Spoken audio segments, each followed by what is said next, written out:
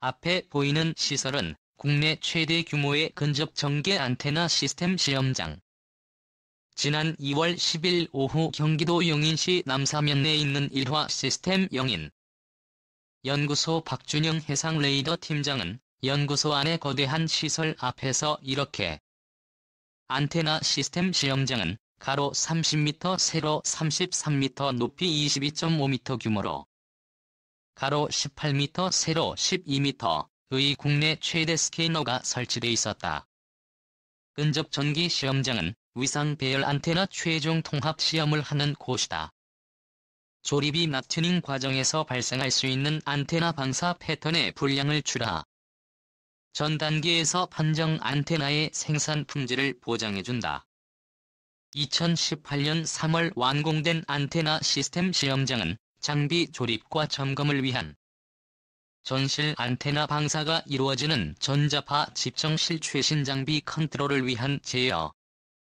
한마 시스템이 이런 시설을 만든 것은 주력 분야인 첨단 레이더를 독자 기술로 본격 개발하기 위해서다. 한화 시스템은 35년간 기술 도입과 국산화를 시작으로 유해 공전 분야에서 레이더 개발 역량을 쌓아왔다. 현재 한국형 전투기의 핵심인 에저 레이더를 비롯 한국형 미사일 방어체계의 핵심인 장거리 지대공 미사일 용다기능 레이더 차계호위함 배치 3급 탑재용 다기능 레이더 지뢰 탐지 레이더 드론 탐지 레이더 등 다양한 레이더를 개발 중이다. 달기능 레이더는 탐지 및 추적을 동시에 수행할 수 있는 첨단 장비다. 종전 N 함지 및 추적 레이더가 분리돼 있었다. 연구소 관계자는 일화 시스템은 최신 안테나 시스템 시험장 구축을 통해 해외 선진 업체와 견조도 손색이 없는 레이더 개발 환경을 갖추고 자주 국방을 위한 첨단 레이더 개발을 성공적으로 수행할 수 있게 됐다고. 강화 시스템은 연구 개발 및 기술 인력이 전체의 67%에 달하고 석박사 이상 고학력자도 34%에 이른다. 한화 시스템 연구 개발의 상징이자 본산이 370명이 근무하는 용인. 현재까지 용인 연구소의 대표 상품은 KFX 에저 레이더다. 미국이 기술 제공을 거부 독자 개발이 결정돼 국방과학연구소와 한화 시스템이 개발 중이다. 오는 2020년까지 총 3,658억 원을 투자해 개발한 다한화 시스템이 우선 같은 것은 태의 FX 에저 레이더 용입 중 시체와 시험 장치를 제작하고 연동 및 기능 성능을 확인하는 것이다. 2016년 시작해 지난해 완료됐다. 지난해 3에서 6월엔 이스라엘 타사 현지에서 보잉 737기를 개조한 시험 비행기로 비행시험을 10에서 11월엔 국내 인천공항에서 시험 항공기에 레이더 시제품을 장착해 비행시험을 했다. 한 소식통은 인천공항에서의 시험 결과는 이스라엘 타사 관계자들도 놀랄 만큼 기대 이상으로 만족스러웠다고 말했다. 방위사업청과 국방과학연구소는 시험 결과의 고무대 내용 공개도 검토했지만 이스라엘 측이 비밀로 분류해 공개할 수 없었다고 한다. KFX 에저 레이더의 특징은 적 항공기는 물론 지상 해상의 이동, 표적까지 탐지 추적할 수 있다는 점이다. 특히 지형을 따라 낮게 비행할 수 있는 지형 회피 추적 능력도 갖출. 이에 따라 그동안 전투기 외부에 장착됐던 항법 보드를 따로 달 필요가 KFX 에저 탐지 거리 200km 이상. KFX 에저 레이더의 핵심 부품은 모듈이라 불리는 물건이다. 수 센티미터 크기의 잠자리 혼눈처럼 생겼는데 레이더 시제품에는 모두 1088개가 들어간다. 저 레이더는 모듈을 원형판에 박아놓은 형태다. 온율 하나가 레이더파를 보내 각각 표적을 탐지 종전 기계식 레이더. 보다 다수의 표적을 먼 거리에서 탐지할 수 있다. 모듈 숫자가 많을수록 탐지 거리 등 탐지 능력이 뛰어나다. 우리 공군도 도입 중인 F-35 스텔스기는 1200여 개의 모듈을, 세계 최강 전투기로 꼽히는 F-22는 약 2000개의 모듈을 갖고, 정통한 소식통에 따르면 오는 2023년부터 KF-X에 장착돼 시험될 에저 레이더는 현재보다 20% 커지고 모듈 숫자도 그만큼 늘어날, 모듈 숫자가 1200여 개에 달할 수 있다는 얘기다. 이는 F-35와 비슷한 수준이다. 수십 개의 목표물도 동시에 추적할 수 있다. 연구소 관계자는 KF-X 에저 레이더는 KF-16 성능 개량 전투기에 탑재된 에저 레이더보다 우수한 성능을 갖게 될 것이라고 말했다. KF-16 성능 개량 전투기의 에저 레이더 탐지 거리는 약 200km인 것으로 알려졌다. 모듈을 비교적 작은 레이더 원형판에 가급적 많이 집어넣으려면 크기를, 여기에도 상당한 기술력이 필요하다. 용인 연구소에는 2005년 처음 만든 모듈부터 2016년 개발된 모듈까지 함께 전시돼 있는데 크기가 엄청나게 줄어들었음을 알 수 있다. 용인 연구소가 의욕적으로 개발 중인 첨단 레이더에는 KF-X 에저 레이더 외에도 A3 명다기능 레이더 자기호위함 배치 3급 탑재용 다기능 레이더 등이 있다. 1. 생용 다기능 레이더 면적 항공기나 탄도미사일을 탐지해 국산 장거리 요격 미사일 1인 SM을 유도하는 역할을 한다.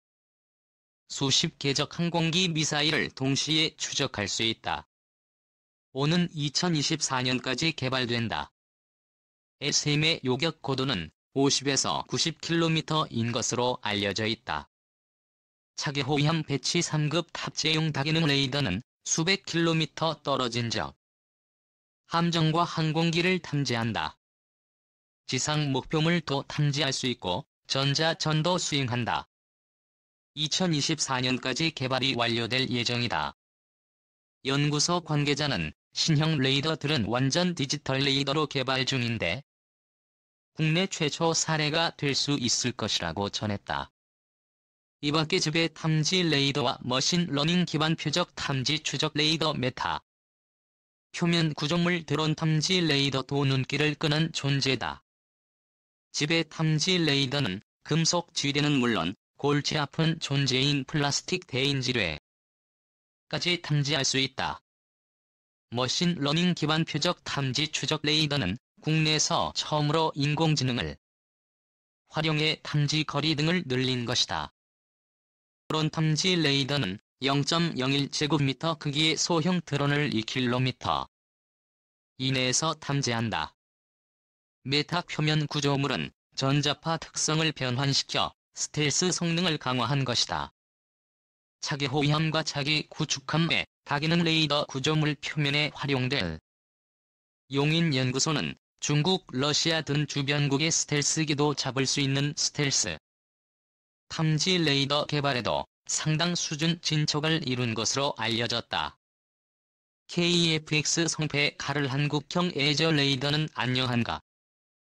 프린트 기사 본문 프린트 하기 글자 크기 크게 보기 글자 크기 작게 보기 기사 대표 이미지 취재 파일 KF-X 성패 칼을 한국형 에저 레이더는 한국형 전투기 KF-X 사업은 공군의 노후 전투기 F-4, F-5를 대체할 4월 5일 3대급 첨단 전투기를 독자 개발하는 한국 방위산업의 최대 성패는 달기는 위상 배열 에저 레이더 적외선 탐색 추적 장비 어스트 전자광학 표적 추적 장비 2호 TGP 전자파 방해 장비 RF 제머의 확보에 달려있다고 해도 과언이 아닙니다.